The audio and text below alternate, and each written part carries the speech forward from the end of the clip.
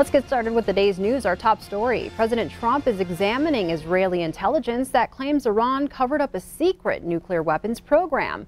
On Monday, Israeli Prime Minister Benjamin Netanyahu said his government had captured tens of thousands of documents proving Tehran pursued nuclear weapons, while it told the world it only sought civilian nuclear power. The development is likely to play a role in whether the president withdraws from the 2015 Iran nuclear deal on May 12th.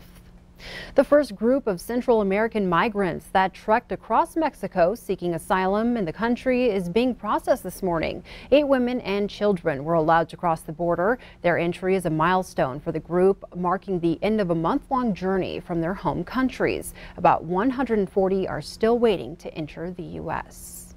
Turning to Crime Watch, the Billings Police Department reports violent crime in Billings has increased 75% since 2010. As a response to the growing number of violent crimes in the city, county, and beyond, agencies are banding together as part of their reinvigorated Project Safe Neighborhoods initiative, which was recently reintroduced by Attorney General Jeff Sessions. Here in Yellowstone County, it means specifically targeting the growing problem of violence by cracking down on enforcement and prosecution of 3 types of crimes, including armed robbery, felons in possession of firearms, and crimes related to the trafficking and distribution of methamphetamine. The program is intended to be customized for each community, and in Yellowstone County, methamphetamine makes up a significant piece of the puzzle.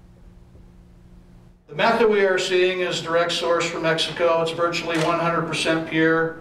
It's readily available, relatively inexpensive, and the demand is significant. Combine that with guns and dangerous offenders, and people get hurt, and the numbers show that. Under Project Safe Neighborhoods in Yellowstone County, Montana, if you commit armed robbery, you push methamphetamine, or you commit a firearm offense, you will be arrested and you will be prosecuted to the fullest extent of the law. The final piece of this initiative is prevention, including initiatives to support substance abuse prevention and treatment. Meanwhile, new court documents state the 3 Billings police officers disciplined for having sex on the job say making their names public would affect their jobs and reputations. City officials were set to disclose the officers' identities last week, but attorneys for the 3 officers obtained a temporary restraining order that bars the city from releasing their names. The officers' attorneys argue that the officers' right to privacy in this case outweighs the public's right to know, and that there was no harm to the public by officers' actions and no laws were broken. The documents also shed new light on the incidents in question, which date back to 2013, the most recent incident occurring just 2 years ago. KTVQ and the Billings Gazette have entered a lawsuit to force the city to release the officers' names. Judge Moses will hear those arguments at a hearing set for next Thursday, May 14th. And now from the courthouse, a Billings man is behind bars this morning for allegedly stealing a candy bar. 57-year-old David Bowman is charged in Yellowstone County Justice Court with felony robbery and drug possession. A clerk at Ace Hardware called police Sunday to report the crime. The clerk said Bowman attempted to buy a candy bar, but when his credit card wouldn't work, Bowman allegedly became angry and threatened to strangle the clerk if she didn't make his card work. When that didn't happen, Bowman then took the card and candy bar and left the store without paying. Once officers located Bowman, they had to threaten him with a taser to get him to comply. Authorities also say they found methamphetamine and mushrooms in Bowman's pocket. He is being held on $7,500 bond. An apparent love triangle at the Yellowstone County Jail leads to an assault charge against one of 3 jailers involved. Our partners at Last Best News report 33-year-old Brittany Malone recently spent a weekend on the other side of the bars. Malone is charged in Yellowstone County Justice Court with misdemeanor partner assault. Last Best News reports Malone was having an affair with another jailer. Malone recently showed up at her lover's home where he was with his wife. All 3 left separately and ended up at a gas station where Malone allegedly slapped the man.